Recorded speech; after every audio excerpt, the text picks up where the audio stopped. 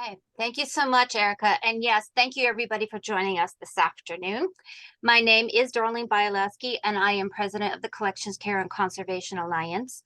I'm also a contract museum registrar and a fine and decorative arts appraiser located down here in Southwest New Hampshire. This afternoon, we have planned for you an exciting presentation that should benefit anyone managing their environmental monitoring. But a little housekeeping first. Please be sure to have your microphones on mute until you're ready to ask a question or make a comment. If you would like to submit a question through the chat function of your Zoom toolbar at the bottom of the screen, please feel free to do so. Questions will be held until after the presentation, unless there's something that is of immediate clarification that you need. Please be sure to let us know before Jeremy moves on to the next topic of his conversation. If you're new to joining the Collections Care and Conservation Alliance, or the CCCA as we are fondly calling it, it is a Vermont nonprofit that was established in 2019 by 13 professionals coming from the fields of archives, conservation, and collections-based management. Our mission is threefold: to be a resource of networking, support, professional development, educational opportunity for our colleagues working in small museums, archives, libraries, cultural centers, and other repositories. To be also a resource for those who volunteer in those same venues, because not all of them, or not many of them even, have a professional background as support to the work that they're doing. And thirdly, to be a resource for the general public, to help them take care of the heirlooms that they may have inherited, or if they're collectors, to take care of those things they've collected over time. Our website, www.collectionscarealliance.org, always has a lot of information about past and upcoming events, biographies of board members, and a membership directory. There's a Get Involved tab where you'll find two categories of membership with the details on criteria for eligibility, and one category for anyone who wishes to just support the work of the Collections Care and Conservation Alliance and become a friend. We are an all-volunteer board, and all monies that we collect through donation or membership or registrations goes to supporting the work that the organization does. Just a reminder that next Thursday, December 21st, from 12 to 1 p.m., we'll be hosting right here on our Zoom channel our Conversations with Colleagues. This event is generally a benefit for professional affiliates, but when the Collections Care and Conservation Alliance started developing its webinars, we decided to add in a conversation with colleagues that follows the webinar and is on the topic. So it's your opportunity to come and ask additional questions of the presenter, because he or she is there. It's the presenter's opportunity to add some additional information or to clarify some things. And if you weren't able to attend the live event, you'll receive a you receive a link to the CWC with the recording of the webinar.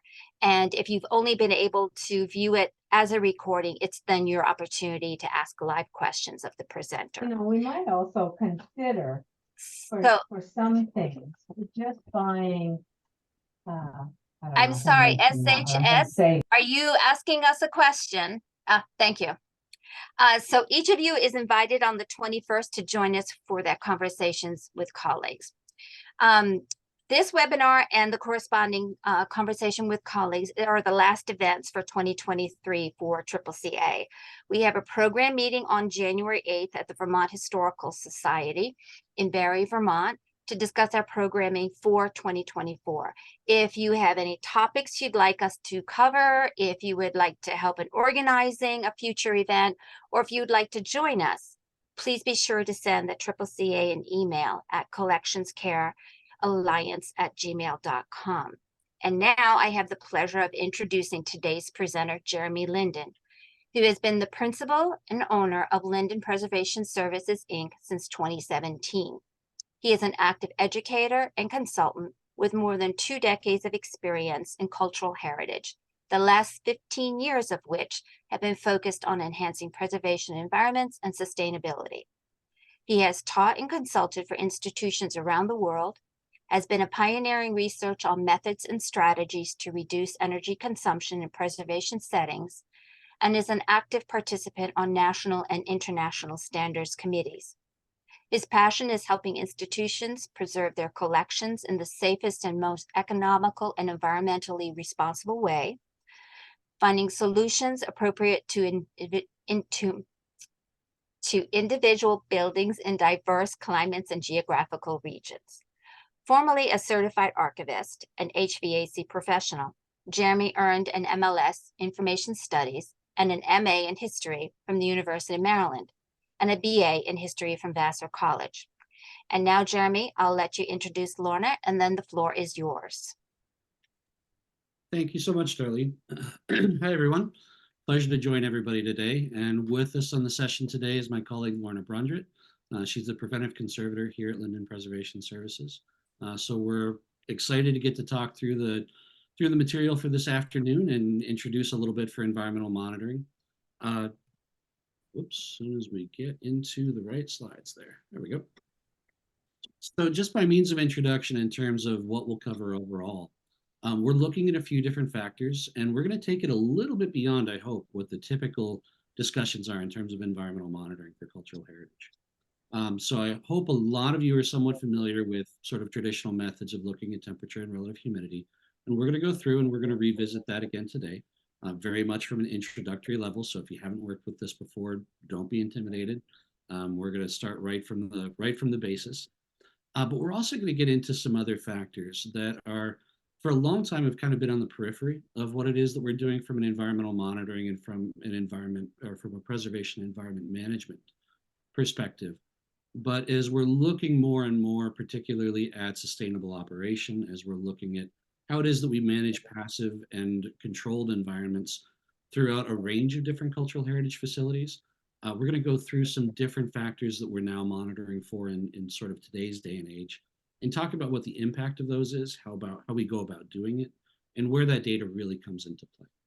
So, regardless of what type of site you're at, whether it's university library, public library, archives, small or large museum, historic site, historic house museum, all of these different factors are going to be touching on your world, to one degree or another. And we're going to talk about which ones are most important for what types of settings as well. After we go through the different factors and sort of what it is that we're looking to capture in terms of data and information, we're going to go through some hardware options, a little bit less on the software side today, some strategies for setup and how it is that we're actually going to go through and deploy loggers, what we're looking for, how it is that we position these. And finally, at the end, we're going to do some very basic interpretation, how it is that we read these graphs, what we're looking for as we're looking at different data representations. And that's, depending on how far we get and how much time we have, that may be a little bit on the shortened side. And I think that's something we would definitely be excited to think about, exploring a little bit further for next week's session. So for today, let's start it out and just talk about our documentation practice. And that's, at the end of all of this, what I hope everyone takes away is that gathering data really is part of our documentation process of our collections environment. And documentation takes place at a lot of different phases or a lot of different sort of moments throughout the action and the life cycle of a particular building or a storage environment. We can document how it's built. We can document how systems are designed. We can document different factors, including what walls are made of, how it is that they're designed from an envelope perspective, what their control capacity is for temperature, for moisture, all kinds of things. We can document what type of lighting we're installing. But usually once we've occupied a building, once we've occupied a space, at that stage, what we're really looking at documenting are a few aspects that are critically important to how it is that we live and interact with that particular space, environment, collections area, exhibition hall, take your pick. And one side of that is how it is we go about documenting sort of emergency response and disaster situations. What happened when a storm came through and we lost power? What happened when a pipe burst and we had some water damage in different locations? That's sort of the response in the documentation in terms of how we approach it from a disaster situation. This is day-to-day documentation, and this is just every day that we interact with this space where collections are within these environments. What is the data? What is happening around this space that is influencing the long-term preservation and our interaction with the collection in that environment? And that could be in an interpreted space, that could be in an exhibition area, That could be in a storage room or storage environment for an archival or a library collection. We interact with different collections environments and different collection spaces wholly differently. And that's where this list of data, where this list of what we're monitoring is really coming from. How it is that we use these spaces, how they influence the collections that live there or are there temporarily, and what it is that we need to be watching and measuring in terms of what that means for long-term preservation. So, to what end? What is it that we're doing here? The goal really at the end of the day is making sure that we understand enough in a quantified manner of what's happening within the environment so that we can actually have informed data to drive us toward making improvements, right? So it's really hard to go through and just say, all right, my gut feeling is we've got a problem with this, so we should do X and Y in response.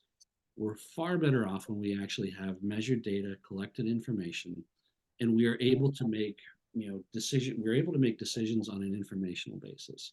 Go back and say, this is what caused X, Y, or Z to happen. If I fix or if I change or if I mitigate A, B, or C, then the result that I get for preservation is going to be better. And it's really far more than just collecting the data.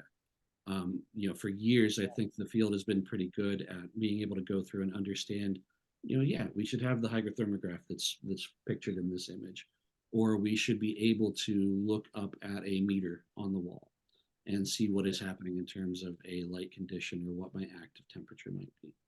But we want to move beyond just that initial data point and what it is that we see represented on a piece of paper or on a computer screen, and move toward how do we interact with that data and how do we use that data to actually manage the environment that the collection lives within.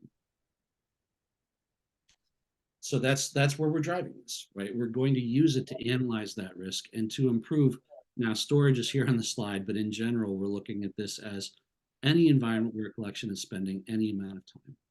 So whether that is a storage environment, whether that's exhibitions, whether this is an open stacks in a university library, whether this is an interpreted historic house, take your pick, whether it's your workspace, whether it's a conservation lab, anywhere where collections are spending a known amount of time and can be impacted by the environment in that particular setting. We want to understand what is happening in that situation and how it is that it may or may not, hopefully, impact what the long-term viability of those materials are.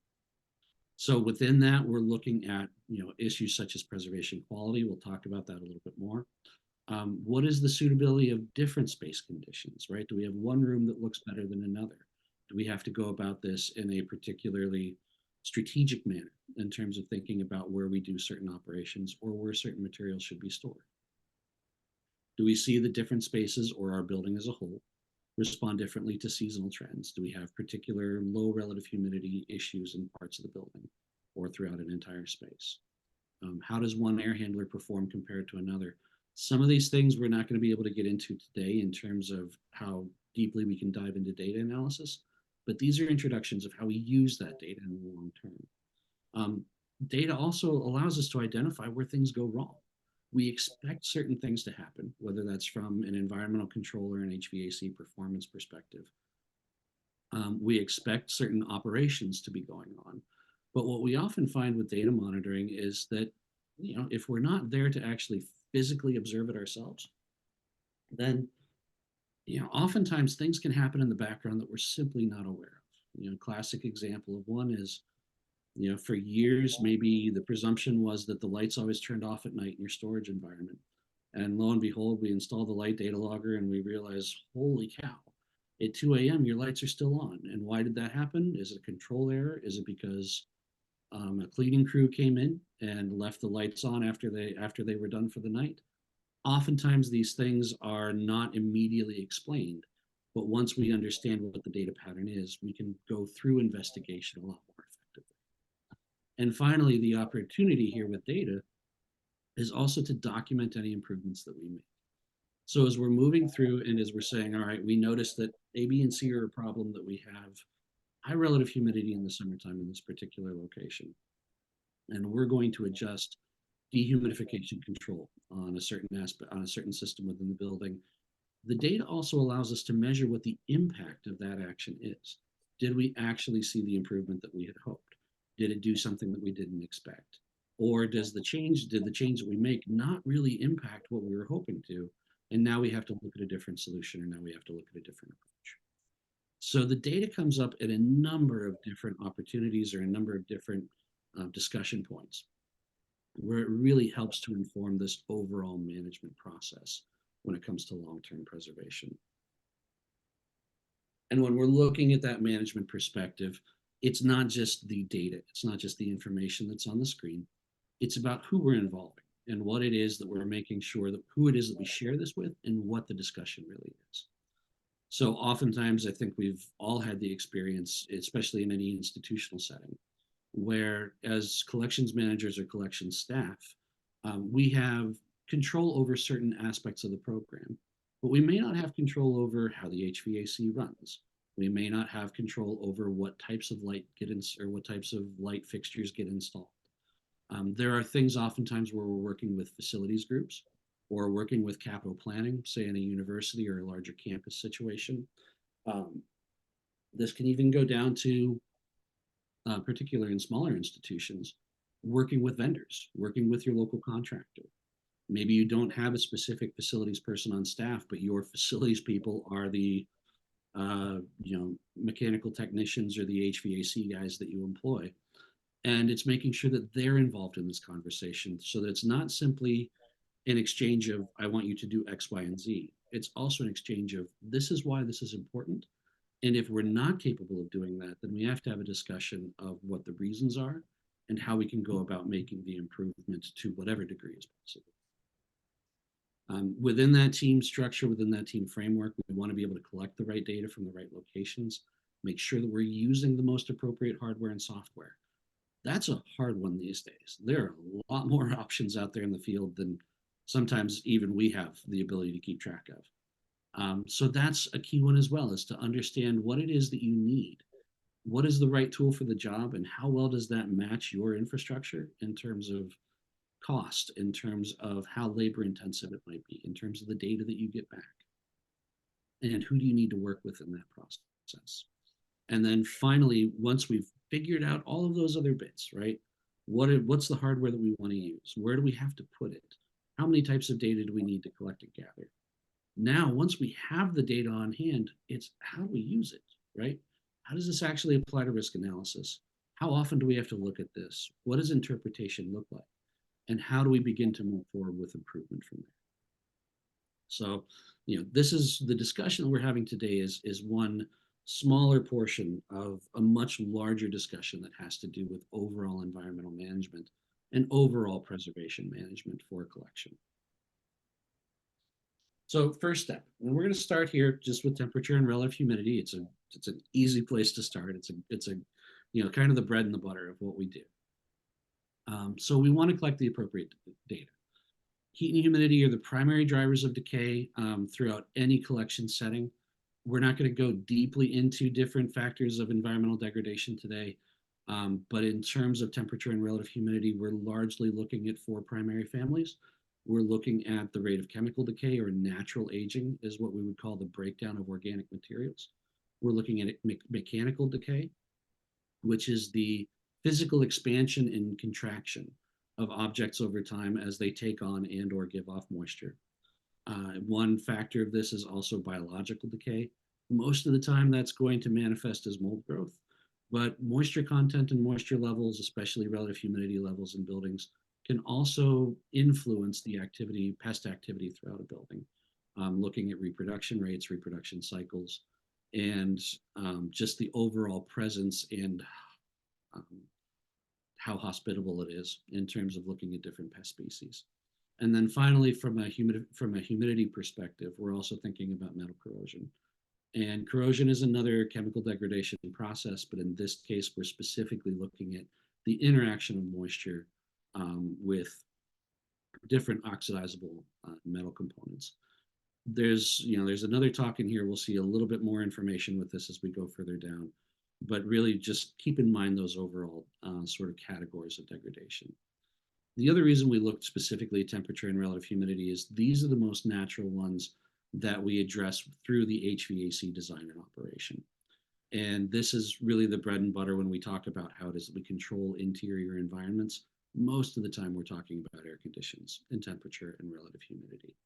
So, all in all, when we're thinking about interior environments and how it is over the years that we've developed this practice within cultural heritage, temperature and relative humidity are usually the largest part of the conversation. From the hardware perspective, I'm pretty sure most everyone on the call has probably seen one of these. The classic hygrothermograph, oddly enough, we can still buy these through different vendors out there. I'm just going to be very clear and very transparent. These are not the recommended tool for use these days. There are a number of reasons why, one of which is, really looking at it in terms of the overall accuracy and how hard it is to keep these units within calibration. They can be calibrated, but you're working on that usually on a monthly basis. The other thing that's very difficult now with a hygrothermograph and where it is that we really lose the opportunity is that most of these are still analog in terms of looking at how it is that we're recording the data. And while there are a few software packages out there that allow us to scan old charts from hygrothermographs and convert those into digital data that can be read, interpreted, and really manipulated, it's rather hard to get to that point.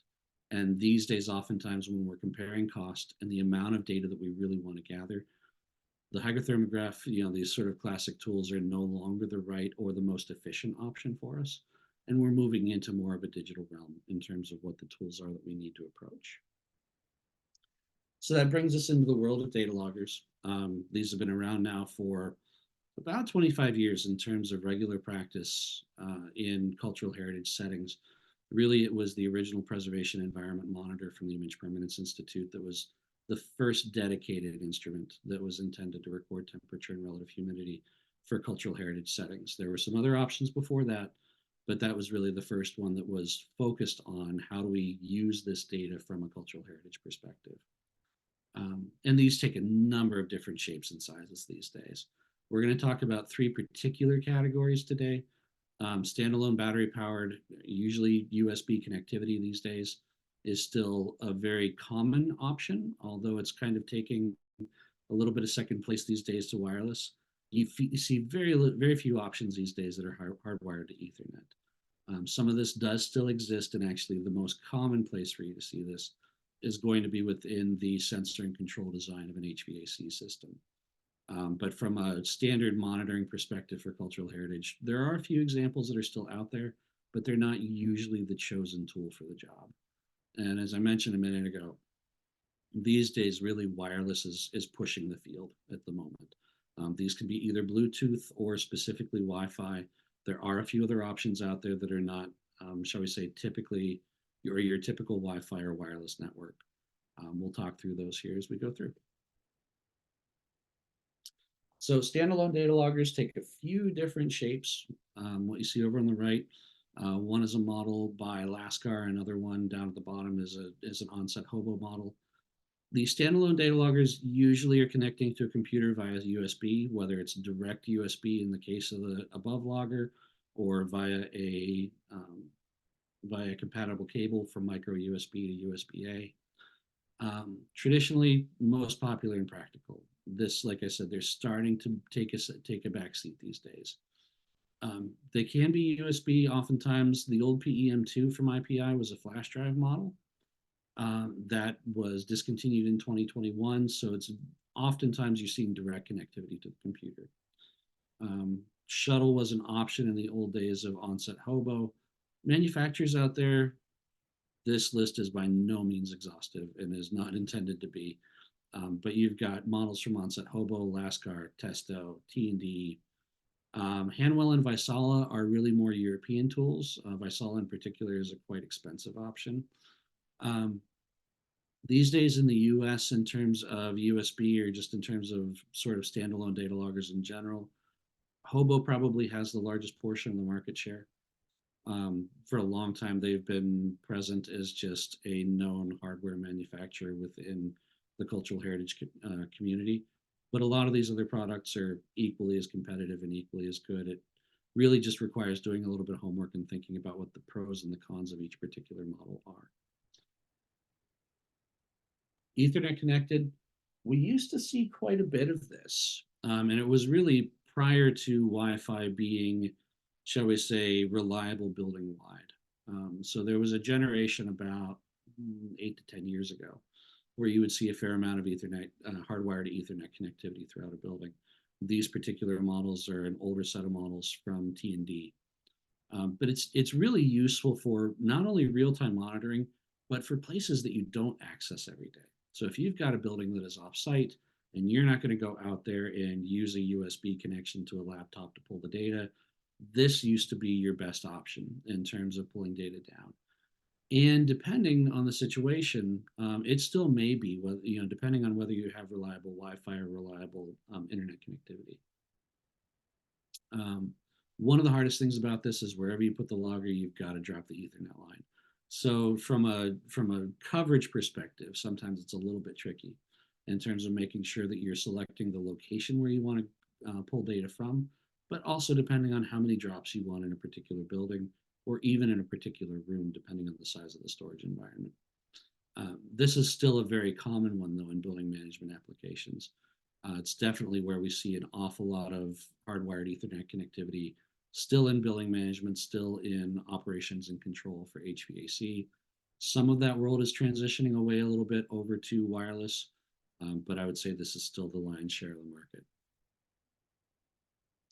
And then finally, really where most of the field is transitioning to these days is really looking at wireless tools.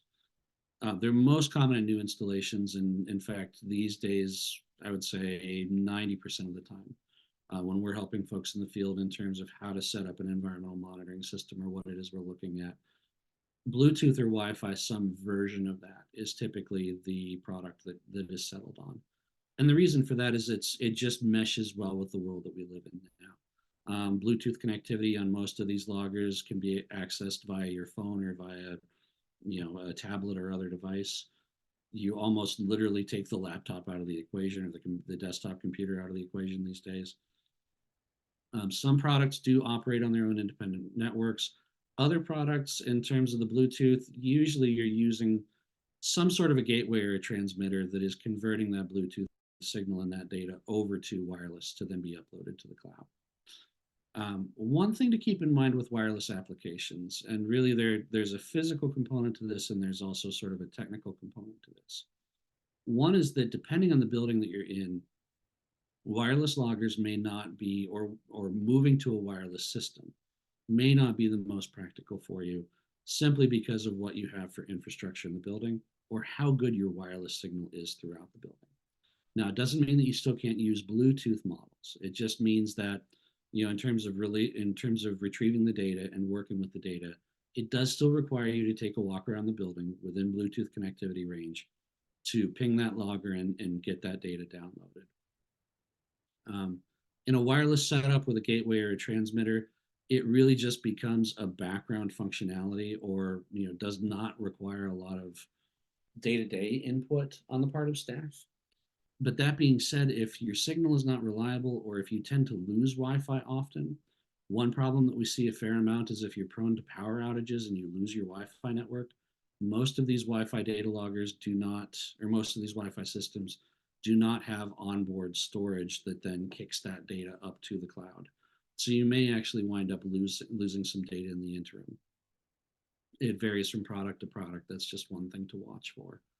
The other thing, and this is true of one manufacturer in particular, there are certain companies that have found some really creative solutions in terms of using data transfer protocols that are slightly different than typical wireless. So they're just using really different wavelengths to transfer data. One aspect of that is that it does sometimes bypass what your institutional IT or data security requirements are.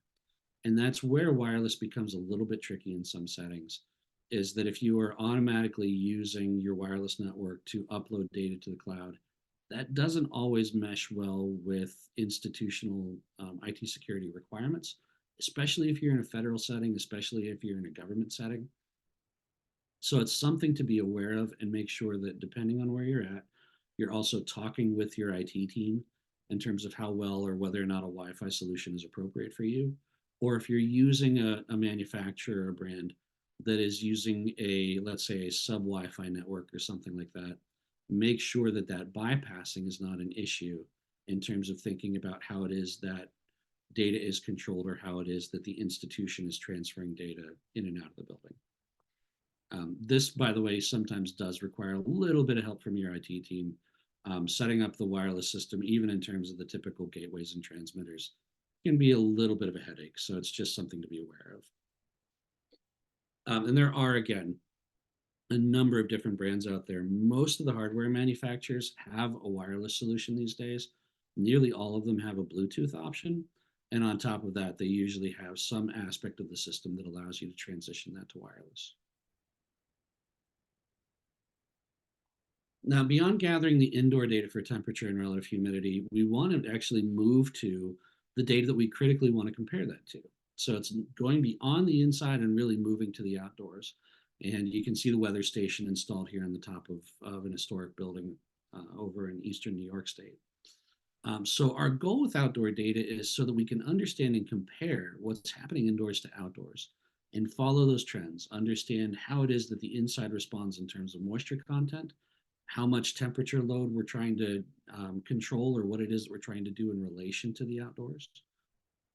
This really helps you understand how well your HVAC system is functioning, but it also helps you understand, really at the end of the day, how much work makes the most sense.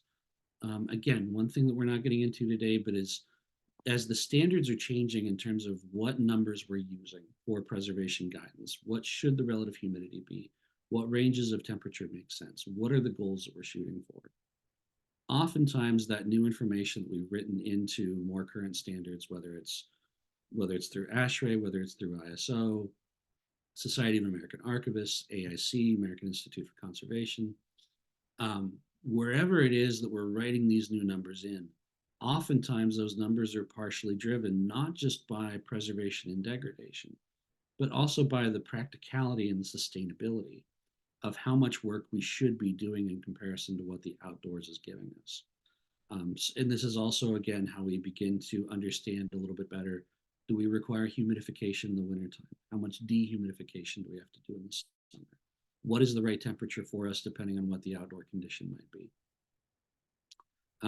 There's another version of this talk that is really focused on how we go about comparing that outdoor data. And I think, we're going to miss most of that today, but it's just to say this is a really critical component of how it is that we're thinking about how the indoor environment is managed. In terms of where we get this, a couple of different locations. We can actually set up a data logger outdoors. We can also get this through NOAA weather stations in different online analytical tools. I believe we can do that both through IPIZ Climate Notebook as well as through the Conserve tool, I'm pretty sure. Or the other option is that you can actually go in through NOAA, and outdoor temperatures and relative humidities can be downloaded as data sets directly from NOAA. You just have to find the closest data set that works for your location. This is one that comes up quite a bit, right? How many data loggers do I need? And I think we've all gone through this over the years. There's not a straight up simple answer. The key is to understand that we need to monitor and collect data for what we want and need to know. The easiest guidance that we can typically give is any space that holds collections, whether it's storage, whether it is a processing environment, whether it's a conservation lab, whether it is an exhibit hall, any space that holds collections for any length of time. Usually we want to consider gathering data from that space. And it might be because the collection lives there for an extended period of time.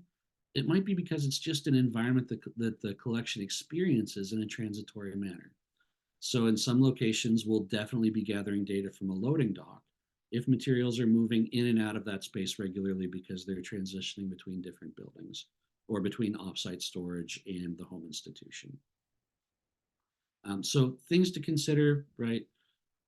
Oftentimes we'll get a data logger if there is a critical collection to the institution or sort of a founding collection to the institution. We'll locate a data logger somewhere close to that so that we can show the stewardship that collection is receiving, or so that we can document any issues so we can go back and hopefully fix that. We'll place data loggers definitely close to spaces where we've had environmental problems. whether that's a microenvironment, whether it's on an exterior wall, maybe it's the location of a consistent leak over the years that we haven't been able to figure out or completely repair, so we understand what the RH condition is in that microenvironment condition. In high bay, high storage areas, we'll think about vertical stratification. In general, microclimates, again, we talked about exterior walls. What does your attic do compared to your basement? But also making sure that we think about it in terms of how it is that we're monitoring the performance of different systems in the building. So even within a single room, if we have a large storage area that is served by, for example, 2 different mechanical systems, we may want a data logger at both sides or both ends of that room so that we see representation of what each of those systems is doing and can try to make sure that we're balancing control of those to do the right thing overall. Placement is what we're really looking to avoid here, is making sure that we're not putting a data logger in a direct condition that is to be considered a microenvironment or a problem. And that's sort of a case-by-case scenario. More often than not, we're looking to gather data that is representative of a balanced sort of average ambient condition throughout a space, which means that we want the logger to be by the collection, by what it is that's important, generally mid-height within a room, maybe in a display case if you're trying to monitor that microenvironment. And we want to keep it away from specific microenvironments that are going to throw off those readings. So we don't want it to be underneath, for example, a supply air duct. We don't want it to be right next to a window that could be cold in the winter or particularly hot in the summer. Now, the exception to that is when we have, when we're trying to track down specific behavior of a microenvironment. And oftentimes in that case, we'll take a data logger and put it as close to that microenvironment condition as possible in order to document and to monitor what the condition is if collections do live in that space. So again, it just varies based on what you're looking for. As a general location trend, we're looking to see, what is the average ambient condition within any particular space. We want to make sure that we're monitoring continuously throughout a year. And this is something that I think these days is pretty well accepted and sort of taken as, right, this is just typical. But it can be a little bit tricky if we don't have the number of loggers that we need, or if we're really worried about multiple small locations or multiple individual locations. Generally speaking, you're far better off getting a full year of data from a single location than you are getting a couple months of data here and there from a handful of different locations around your building. Because what it means is that with that handful of data, with that short period throughout a building, you're missing different environmental conditions or different seasonal conditions that may be driving it to do something, and you then have no information or no knowledge of what's happening. So our best data analysis is really going to be from a single location over the course of a year. Even I've worked throughout nearly all of the United States. And sometimes there's some temptation to say, well, we don't really have a seasonal climate, or it feels exactly the same down here. Even thinking about the Southwest, even thinking about South Florida, there are still wet and dry periods of the year. There are still weather patterns, like say in Florida, hurricane season is typically running from June, early July into November, give or take. So monitoring during those periods, it looks different than the rest of the year. And we want to make sure that we have data throughout that performance period to understand what it is that the collection experiences. And the other part to this is also, if we do live in specific seasonal conditions, whether that's hot, cold, whether that's wet, dry, we want to be able to monitor what the response of the HVAC system is if we have one. Or if we don't, if we're in, let's say, an historic house, how it is that the building is responding to these different environmental conditions throughout a season, and whether we are well insulated or whether we're seeing a lot of heat gain, what the different characteristics might be. We want to make sure that we're collecting that data regularly and that we're also using it and thinking about it regularly. Now, regularly doesn't have to be weekly, although I've met people who do it daily. It just depends on your preference. Most of the time, we're going to recommend monthly. Is usually the right span for most institutions. It's a good balance between what we can practically handle as just folks with a lot of different jobs and a lot of things we're trying to do. But at the same time, In terms of most spaces, sans disasters, there's not much that will happen within a span of a month that is, panic inducing. But we do want to make sure that we're catching trends before they go long enough to cause problems like mold growth or something like that. You can do it more often on a seasonal basis. Periods of high temperature relative humidity. If we have a particularly, concerning collection in terms of, let's just say, chemical degradation. Let's say we've got particularly brittle paper, or we have an acetate film collection that we're worried about. We can monitor it more often if we know it's in a space that is not or less than ideal. From a logger perspective, in terms of instrumentation, ideally we're looking at recalibration or replacement give or take about every 5 years. We can sometimes go a little bit longer, particularly from the relative humidity side. Those sensors do tend to lose calibration, sadly, about up to about 0.5% per year, give or take. So you have to decide where within the realm of accuracy you're willing to sacrifice. One problem in terms of looking at data loggers as a whole these days, and I think this is an issue across the entire sort of manufacturing and product field, is that most instruments now are no longer recalibratable. A lot of them, you can ask the manufacturer and say, do you offer recalibration on this product? And they'll go, nope, just buy a new one in 5 years. And oftentimes that's something that is price driven. It's also something that is labor driven. Sadly, it's not terribly sustainable and not very environmentally friendly. So depending as you're looking, it is one component that you might want to consider as you're looking at different product options. But it's very, very few manufacturers these days that offer true recalibration. Moving into some other components, environmental components that we want to think about. Light is a huge one. I know it's it's on everybody's mind. Light causes a variety of damage, and I think we tend to think about that primarily as fading, which is definitely something that is related and oriented particularly with visible light. But UV light, in terms of looking at the degradation, really can mimic overall chemical degradation in a lot of ways, to the point of breakdown of plastics, weakening of different fibers and textiles. So when we're measuring for light, we want to be able to monitor for both of those values, for both visible light and for UV. The trick with that is that most data loggers in the field, there are one or two that I think will offer a UV option. Most data loggers in the field, or that are available to the field, really are set to monitor visible light. And more often than not, UV light is best measured or best monitored by using a handheld meter. So it varies. One thing that you do have to watch when you're using light loggers is to make sure that the logger itself is on the exact same plane as the object in order to get the most accurate reading that you possibly can. Usually this doesn't make exhibitions folks very happy, because it means we're placing the data logger literally right next to the object that's on display. And some of these are a little bit more chunky or clunky than others. But that being said, that is the best way to take your reading. And it's also the most representative in terms of understanding what you may need to control or mitigate in terms of making improvements. Like I said, there are a lot of different hardware brands out there that offer a light logging capability. The one at the right is just one of Hobo's Bluetooth tools.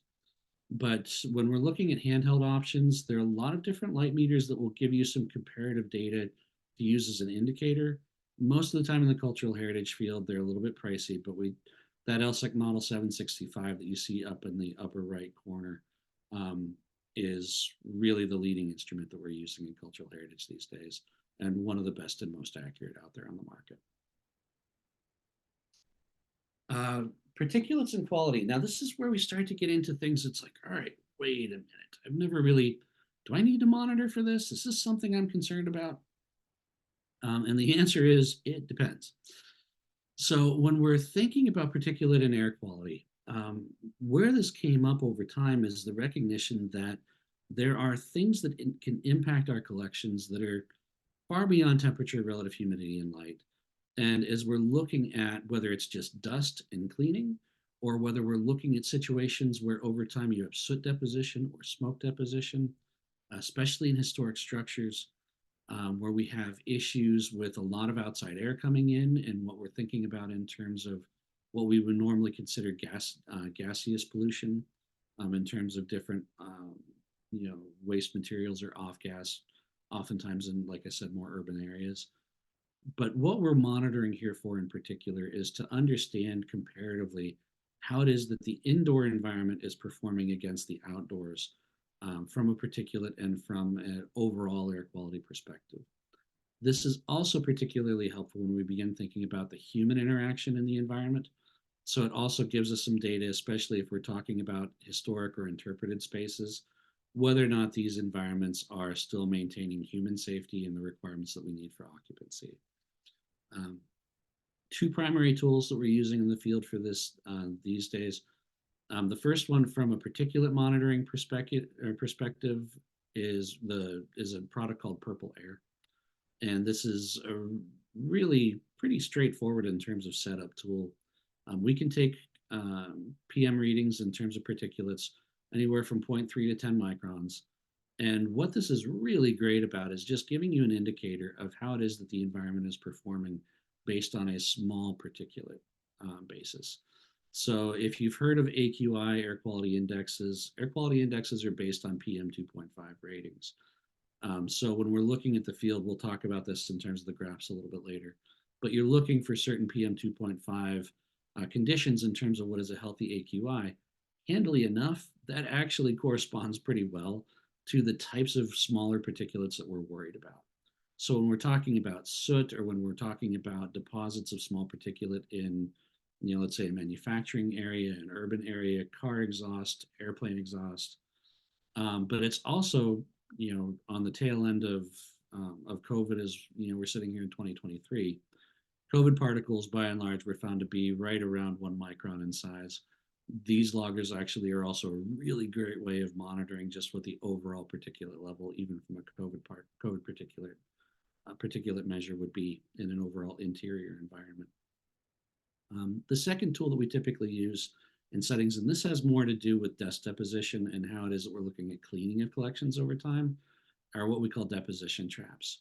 And these are usually just a sticky, or in some cases, just a initially clean non-sticky surface where we are deploying it for a certain amount of time and measuring and quantifying the amount of larger particulate that we see deposit on that surface over a particular period of time. This is great for things like dusts, larger fibers, pollens in particular in the springtime.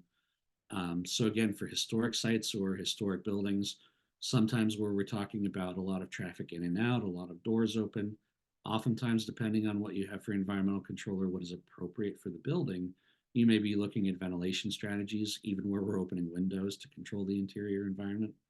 All of these are really helpful to keep track of in terms of understanding what the impact of those practices is.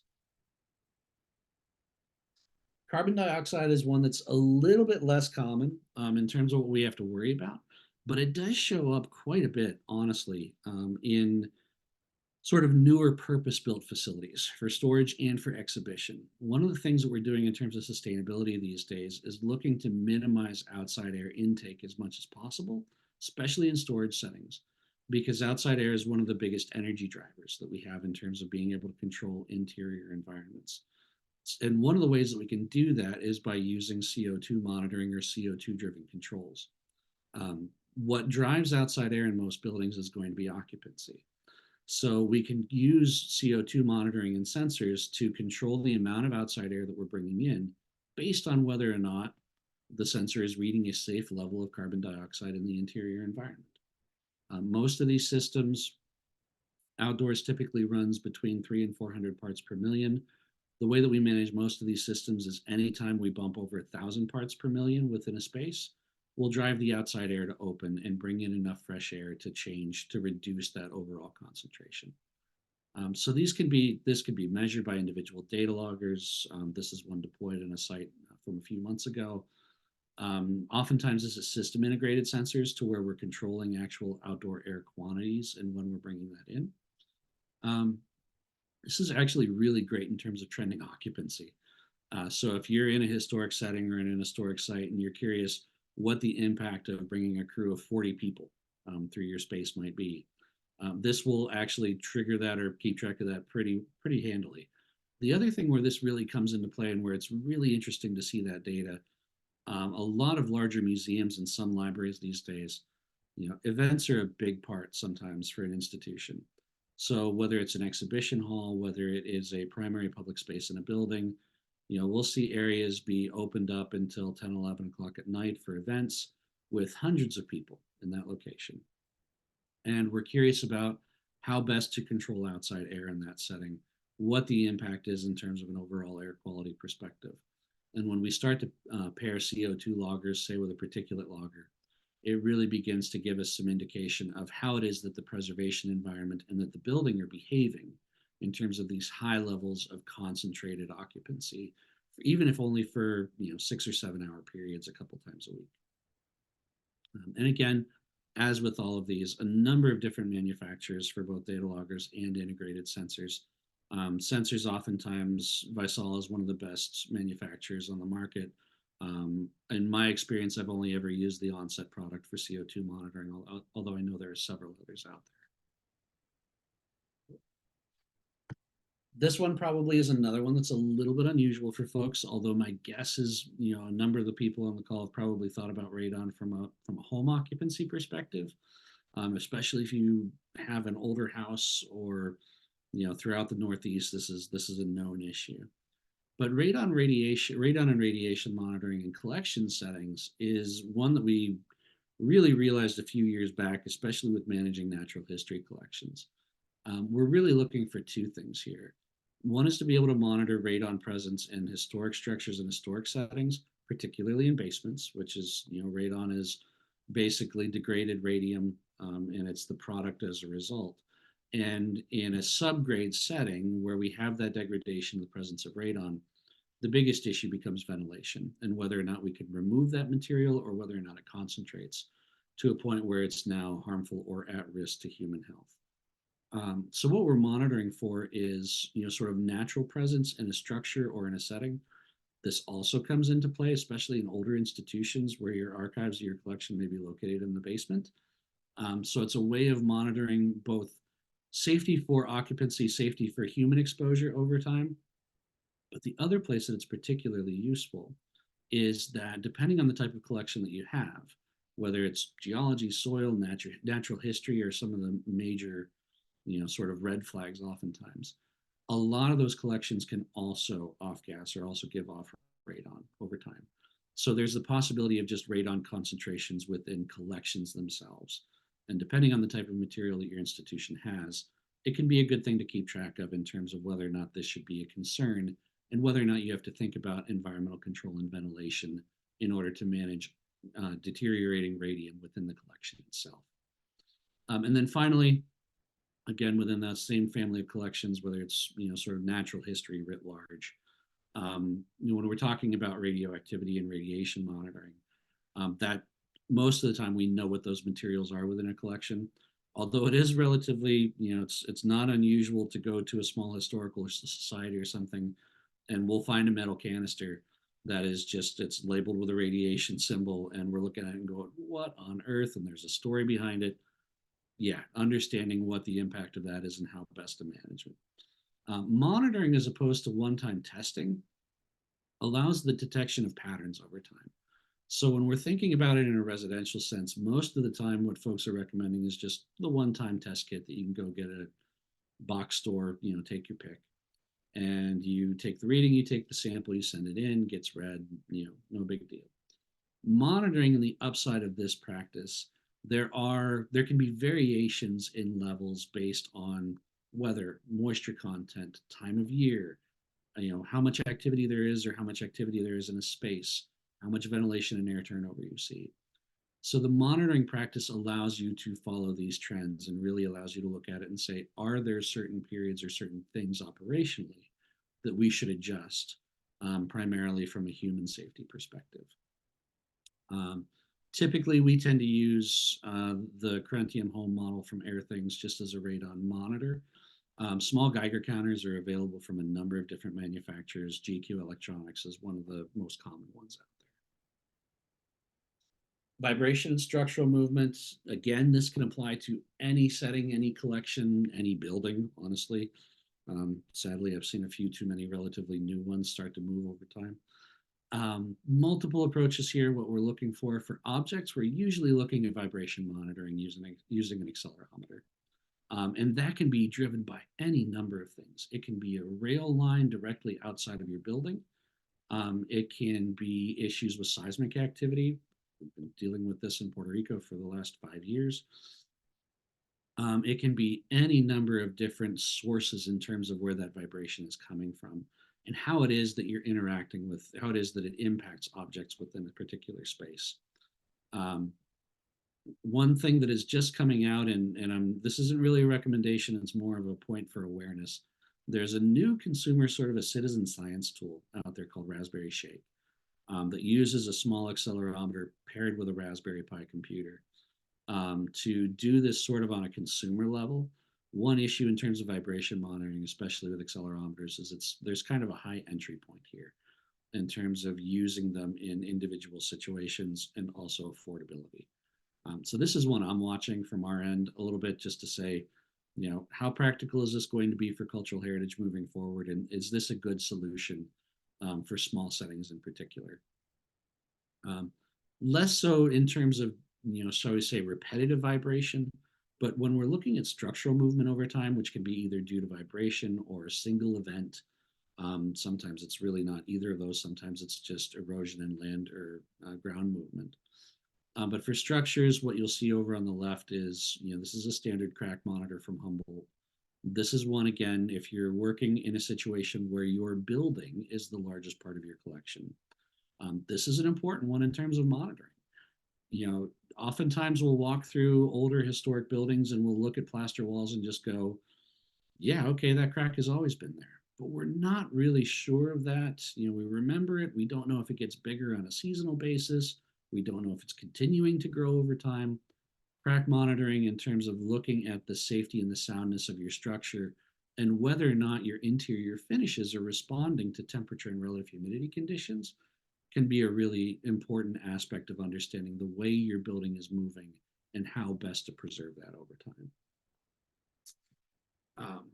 Now, that's sort of the expanded list of environmental monitoring that we're doing these days. And again, I hope you get the idea there that there's, sort of the key three: temperature, relative humidity, light. Oftentimes it will do for collections sort of in institutional settings or in purpose-built facilities. But a lot of those other factors, really play in not just to, historic house museums, into historic structures, into site management, but even into relatively newer buildings where we realize, okay, some of these things may not have been accounted for. So just understand that that's sort of an aspect or a menu of different things that you might consider based on the way that you're setting, based on your building, based on the way that your setting and your collection is set up. Now, analysis interpretation, we're going to get through here. My goal is to get through here in about 15, 20 minutes, and we'll go from there with some discussion. So this is just file this one away, right? Measurement is great. Data collection, data recording is wonderful. We're doing a lion's share of the work, but if we don't analyze it and if we don't interpret it, it really has very little meaning. Analysis and interpretation is what lends or what brings meaning to the data. Otherwise, it's just a series of numbers on a spreadsheet, or in the case of the old hygrothermographs, it's just a red or a blue line wrapped around a piece of paper. So to set the stage, data gathering, I think as a field, we've gotten pretty good at this. But we really still have some advancement to make in terms of understanding how we work with that and to understand what it is that it tells us. And there are a bunch of different reasons, right? And it's largely comes down to time, honestly. Lack of time is a big one. Lack of experience and practice is another one. If you don't have the time or the opportunity or the right folks to talk to or work with, it can be tough to sort of get the introduction into this particular aspect of what we're looking at for preservation, preventive conservation, however it is you want to define that. The third one sometimes is the trickiest one, honestly. It's that incentive issue, right? It's, I can't get my institution to listen to me anyway. What am I going to do with this? How is this going to make a difference? Usually it's a slow uphill battle, but in our experience, it works, right? It takes some time. And in order for it to work best, the only way that happens is for us to really understand the value of it ourselves and to be able to communicate that effectively to other aspects of our organization, be that administration, be that a contractor, be that the architect or the engineer that you're working with, whatever the setting might be, even in a loan situation, right? Here's why my data looks like this. It's not because it's not because we can't do X, Y, or Z. It's because this is the way our building behaves, and this is our best case scenario. And we found that these issues here, here, and here, and based on these standards, are really not something that we need to be concerned about, right? So there are a lot of different ways that this comes up. Honestly, this is something data-driven decision making is it's like a catch buzzword, right? That we try to push in terms of making sure that people understand that we're not just asking for or requesting particular conditions or particular operations from a gut feeling, right? No, this is science. This is driven by science. It's driven by data. We know what the science says. Now, once we understand what our own particular situation is doing, we really have an opportunity then to marry the two and say, my situation is either doing well, compared to what the science says we should be trying to achieve, or my situation is falling short of that in some regard. And here's where we can plot it out and say, this is where we're not quite hitting what we want. This is where we need to make some improvement. And it's illustrated right here in front of you. It's not just because I walked in and said, ooh, it feels a little bit damp in here. And it's particularly important here as we're thinking about planning and moving forward and how it is that we're investing from a capital planning perspective. Because our world, even cultural heritage, we're moving away from strict numbers, solely numbers-based standards. You're still going to see numbers. But this is not your old flatline 70-50 world anymore. And I've been teaching that for 15 years. Again, that's an entirely separate talk. I hope I don't have to dive into it here. But the world now, our science now helps us understand that we have ranges that we can work within, and that we understand what is good and what is risky. And we can make a decision where within that spectrum we want to lie. And that's really just it's our opportunity to say, why are we doing this? We can make a choice between amazing preservation, and maybe that has a cost along with it, or X, Y, or Z. Maybe we are saying, look, we don't have that cost. We don't have that money. Here's the best preservation that we can do with what we currently have. And that is really critical information in terms of knowing, documenting, and understanding why certain decisions are being made. So, and I hope this is relatively clear. This is a paradigm shift in terms of cultural heritage thinking, right? This is not, if we're big enough and we have enough people and we have enough money and we have enough time and blah, blah, blah, blah, maybe we'll do some analysis. Honestly, the bare minimum of analytical approach that we're talking about here, it's no longer optional, because we have to decide what is best for our own situation. Most of the standards that you look at today are going to give you a range of options, right? Well, you could be between here and here. You could be, if you're up at the high end, this is the risk. If you're at the low end, this is the risk down here. For our own materials, based on what the collection consists of, what type of building we're in, what type of environmental control, if any, we have available to us, how we use the collection, where it moves to, all of these different variables mean that we have to determine how best to manage that situation. And the only way that we can really drive that from a data perspective is to use this environmental data that we're now gathering as part of our best practice, if you will, within the field. So we're going to break it down, right? Data analysis creates meaning. It takes a whole bunch of numbers and it says, this is why this is important. Data in of itself, it's just sort of a series of points. A couple of years ago, somebody came up to me and said, it drives me nuts. This is too much data. It isn't useful. It's like, nope, that means you're looking at it wrong. There's no such thing as too much data. We can have a lot, right?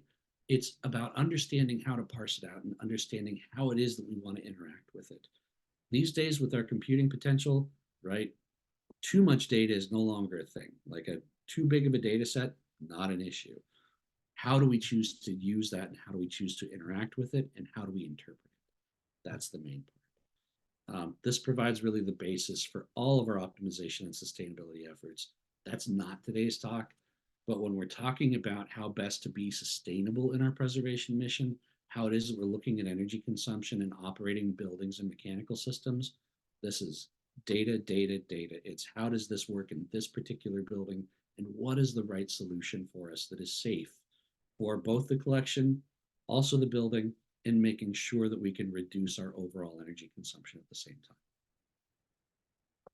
So start with a little bit of data, right? There's a dash everywhere. Take your pick. You can use it as, you can do hand logs of readings. You can use your hygrothermograph, the data loggers. You can get it from your building management system.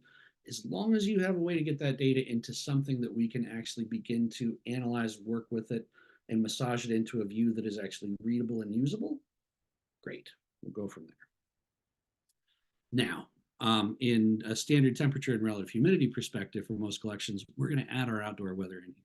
It's really important that we know and understand what outdoors is giving us, because that's what allows us to really quantify what it is that our buildings and our systems are doing in terms of managing these interior conditions. And the third factor in here is we have to know what our targets are. And it doesn't have to be precise, right? Most of the time we're using this as a definition of where is risk, right? Where are my panic points? Where are the points in here where I look at and go, uh-oh, I've got a problem. Now, what you see on the screen right now, this is an early version of the one conditions table that we used for ASHRAE, which is the engineering standard. You can get numbers from, as I said before, American Institute for Conservation. You can get them from the Society of American Archivists. You can get numbers from the International Standards Organization for Library and Archives. You can get numbers from other colleagues, from textbooks, take your pick. I'm going to give you a couple of really easy shortcuts here in terms of risk real quick. And these are not textbook in any regard.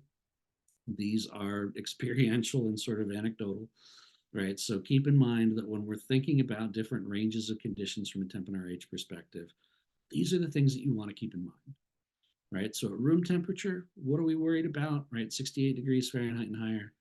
Elevated risk for mechanical decay. The warmer it is, the faster things are going to degrade if they're organic in nature, right? Room temperature also allows biological processes to be a little bit more favorable. So warmer conditions, mold's going to grow a little bit faster. Bugs like it. They're good. Cool conditions, we get to slow the rate of chemical decay.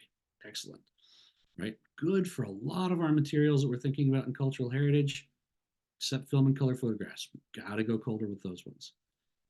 33 to 45, brilliant for most materials, just impractical, right? Really hard to do, pretty expensive. But in some settings, we make that choice. Sometimes it's the right investment to make. Certain things, though, don't like it at all, right? Oils, acrylics, paintings, and, especially oil and acrylics. We really got to watch that for scientific reasons that we'll get into glass transition temperatures. Hopefully, you can talk about that with somebody else. But there are reasons why we can't go too cold with certain objects. And then frozen conditions, I think we've all talked about this in terms of we need to freeze acetate film. There just is no way that we can manage that material at a room condition. You're going to be smelling vinegar for the rest of its life and your career. So temp and safe and risk zones, RH safe and risk zones. 70% and higher, we know mold becomes a risk. It's a given. Elevated risk for chemical decay. 65 to 70, right? 70% is where practical risk for mold growth begins. You'll see a lot of arguments out there that there are risks for mold growth even at 65 and lower. At 65% RH, we know we're at elevated risk for mechanical damage and chemical decay. The more moisture in an environment, the faster those chemical reactions will run. Over 60, mechanical damage is a consideration. Over 55%, we get into oxidation and corrosion risk. So if you've got iron, silver, copper, bronze, which most collections do, reminder, all of your black and white photographs, those are all silver emulsions, especially anything that's an historic process. I should be careful with that. These days, digital prints are a whole different animal. But when we're looking at historic black and white photographic collections, it's all silver, and it oxidizes, it corrodes in the same general process. 35 to 55% RH, this is sort of our, for many materials, sort of our sweet zone that we want to try to hit. There are exceptions. Sometimes vellums and parchments, particularly at the lower end here, may not do terribly well. You got to watch certain things like ivories, pyrites, shales. There are individual types of material that don't do well somewhere within this range, but is sort of a catch-all term from a macro management perspective. That 35 to 55 is typically the range that we want to try to aim for. 35 and lower, yeah, we start to get into overly dry conditions for different materials. Now, but that being said, for inorganics, most of them, we can be below 35 or 30% all day long. So it's all about understanding your collection and where those risks fall and what your appetite for risk is. Sometimes we have to prioritize. Data analysis, assessing preservation risks, right? We're going to do visual assessment, statistical assessment. We can do algorithm-driven metrics, and the two primary interpretive tools out there in the market for us today, IPIZ Climate Notebook and the Conserve tool. Whoa, what did I just do? Sorry about that. And the Conserve tool both use algorithm-driven metrics as part of their scoring system or as part of their rating system in terms of how good a particular environment is for preservation. The best approach to this is usually a combination of the three. So today we're really going to talk and focus on initially kind of that visual assessment. So first, this is going to sound incredibly basic, but it's still really important. How do you read a graph? Know what your title is. What is the space of the data set that I'm working with? Know your date range. Understand if you're looking at a calendar year or if you're looking at multiple calendar years, so you know how to attribute seasonal patterns. In your axes, most of the time in most graphing applications, the x-axis, the bottom axis, is going to be time and date. The y-axis, the vertical axis, is going to be your temperature, your relative humidity, your light, your parts per billion of CO2, whatever your other variable is usually going to be on that vertical y-axis. Scaling. I'm going to show you an example here that's a fun one here in just a second, but scale is critical in terms of just your immediate takeaway. You can cause someone to panic in a real big hurry just by changing the scale of a graph. And finally, the key to all of this is making sure that you understand and that you have documentation that puts the data in context, right? So we can't just look at it. We can't just look at a data set and say, yes, all right, you are doing a lousy job for preservation and it's all terrible and you should move out of that building immediately. No, it doesn't work that way, because as we're looking at the data and then all of a sudden you realize we're in an historic building that has no environmental control.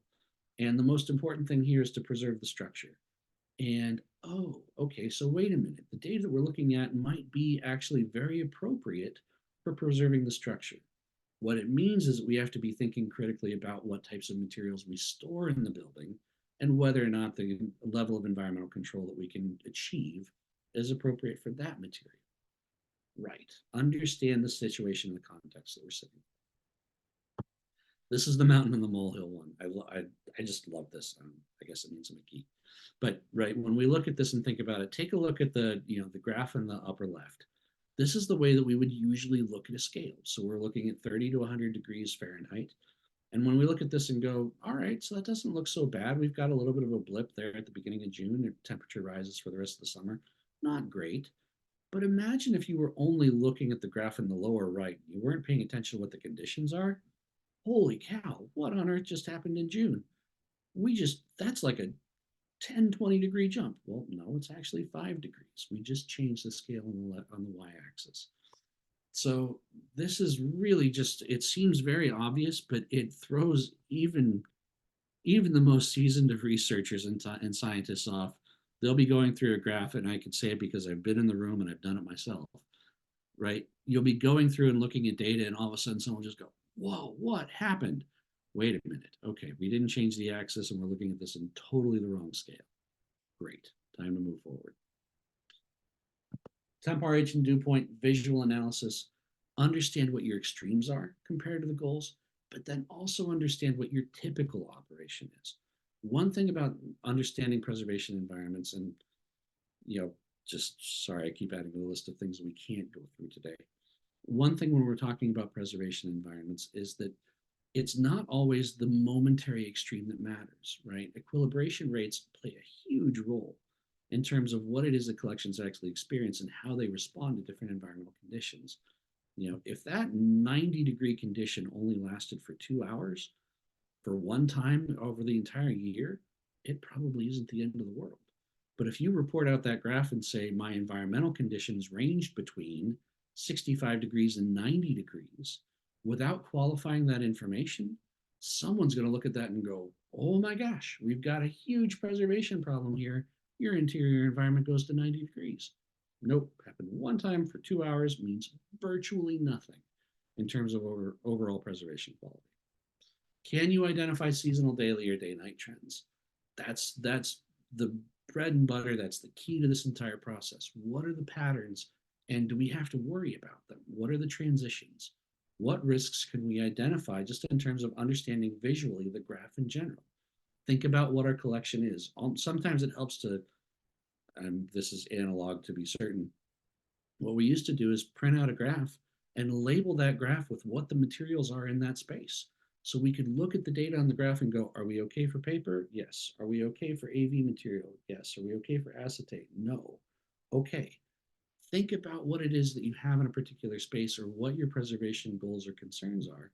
And that's what it is that plays into how it is that you're reading this. I am over time, so we're going to kind of burn through here a little bit. Right, here's one example. Our temperature goals are between 60 and 68 degrees, and we notice that we're not able to hit those. Now, we're hitting mid 70s. Is that a concern? Is it not a concern? It depends on the type of material we have. This is going to be an elevated risk for chemical degradation throughout the year because of warm temperatures. Collection storage, relative humidity. On the flip side, right, here, these limit lines are 35 and 55%. Generally, we're doing a pretty good job for most collection materials, except right here, right? We see this period in December. What is it that drove this? Is this a mechanical malfunction? Did we lose a humidifier? These are the sorts of plots or the sorts of information that we pull from the data that says we have to inspect this a little bit further to understand what may have driven that change. And here's when we look at the dew point graph, right? We understand, all right, we can see a little bit of dehumidification performance right here. That now notice, compared to the outdoor dew point, how high the indoor dew point is. This is humidification. This is the operation of the mechanical system. We lose that over here. Now, all of a sudden, our dew points inside begin to trend and track almost exactly with what's going on outdoors. That's the indicator that this is a mechanical malfunction or an awful lot of outside air coming into the space for some unknown reason. Analytically, this is where we get into algorithms and metrics from eClimate Notebook for this particular space. How does it perform over a year? Well, the RH looked pretty good, but notice this TWPI number, that time-weighted preservation index. It's the overall rate of chemical degradation.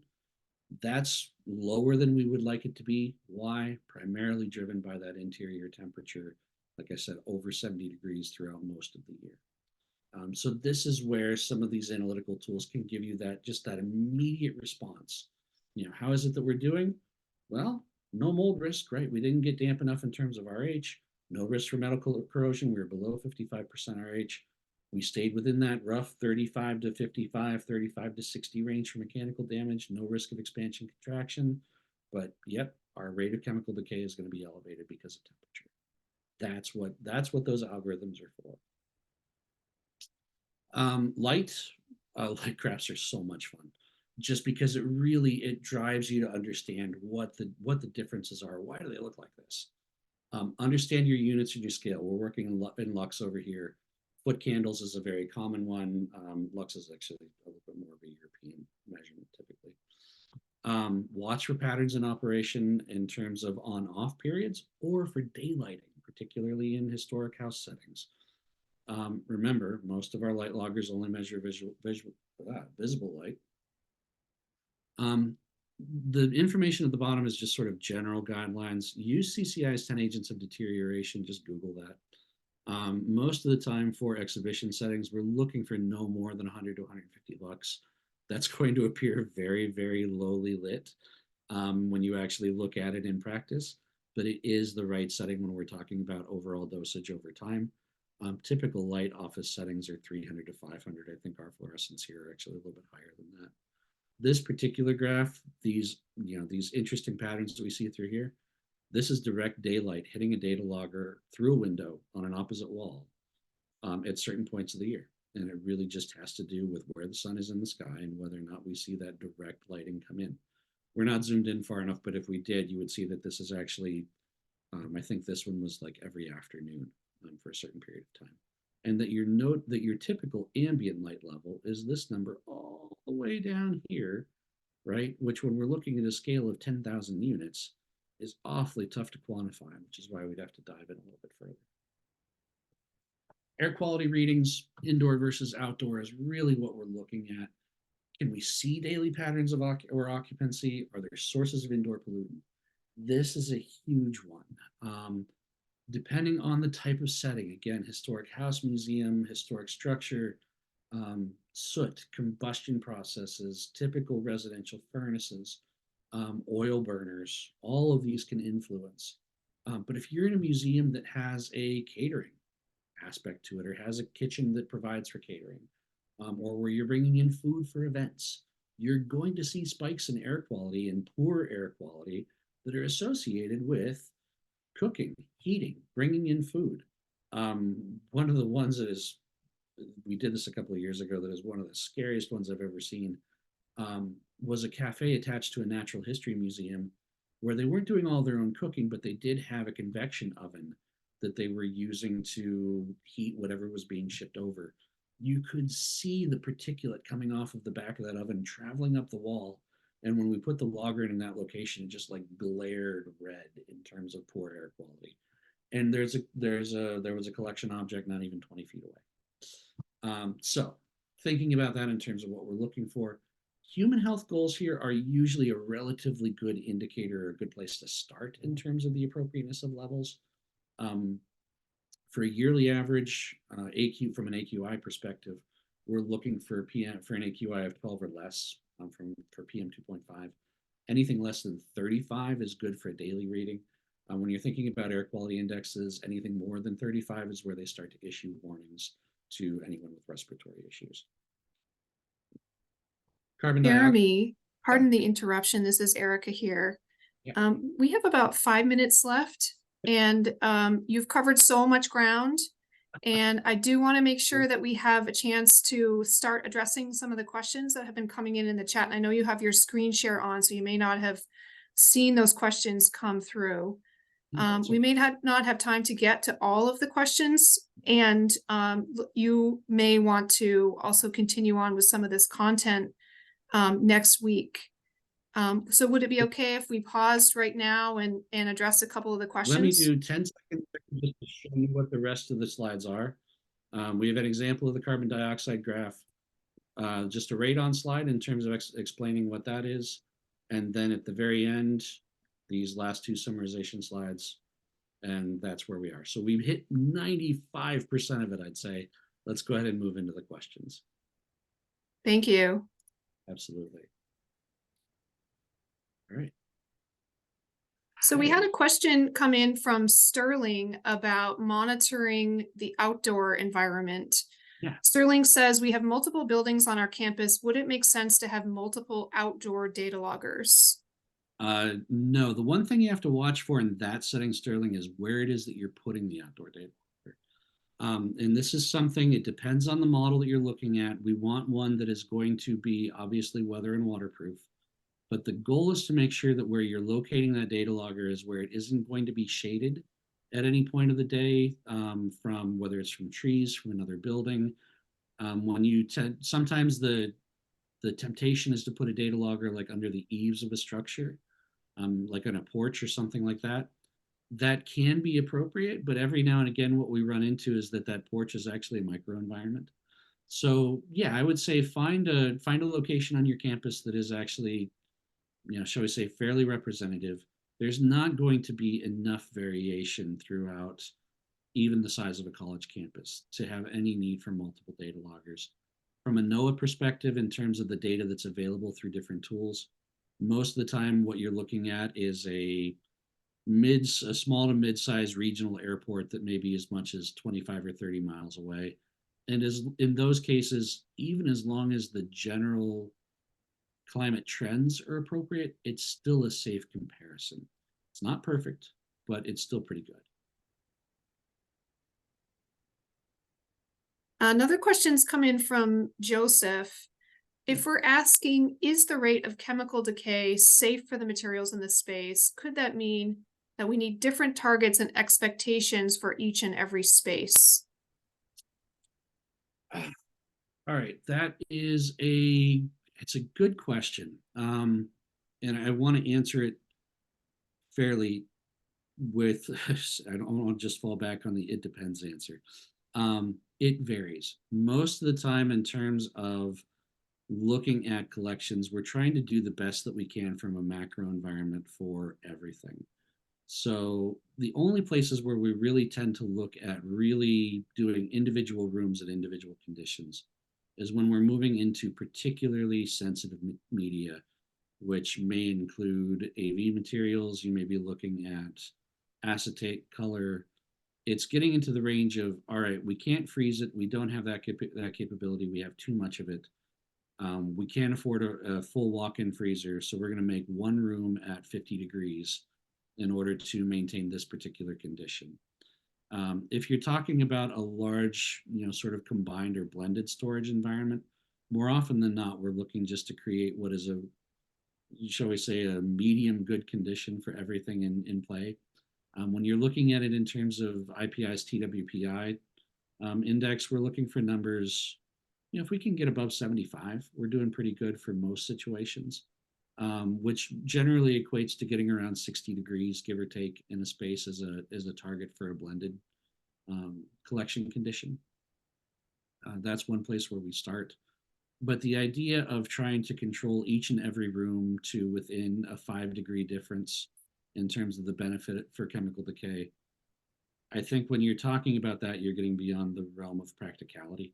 It tends to be really hard to create or really hard to manage individual small spaces to individual conditions in a larger building context.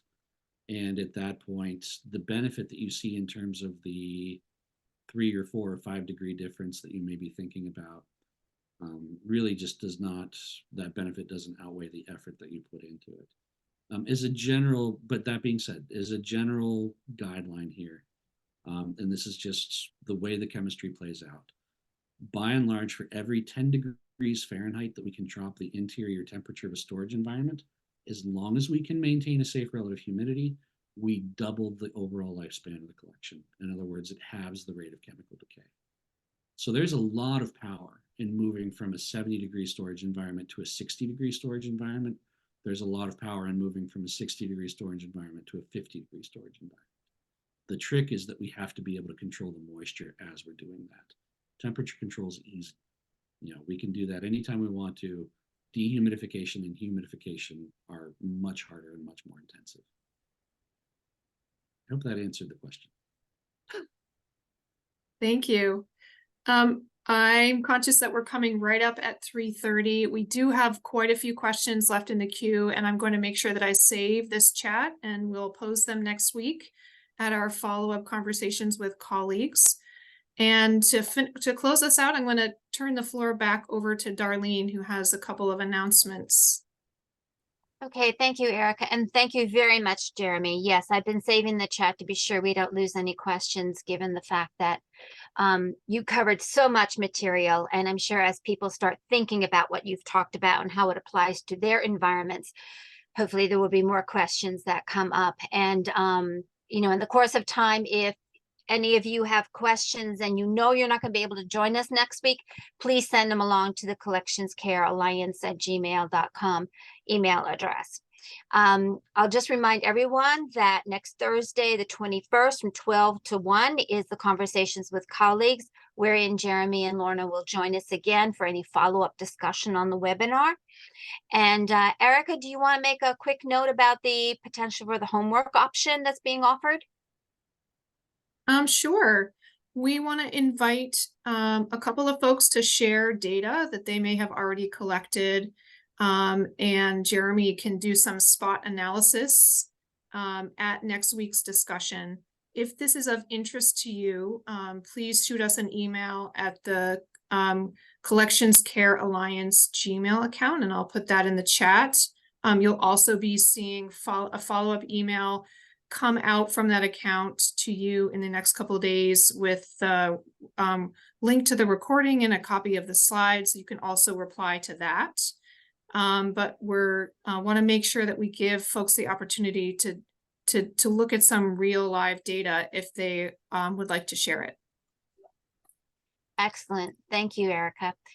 So again, I want to thank you all for joining us this afternoon. And I hope that those pesky questions that you've been asking yourself over time have been answered. And I hope for some of you who have thought of environmental monitoring as being this extremely mysterious topic, that you feel a little bit more comfortable with doing what you need to do at your own particular institutions.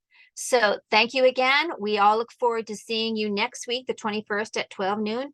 And as Erica said, you'll get the link for the conversations with colleagues along with the link to today's recording. So thank you and see you next week. Thanks, everybody.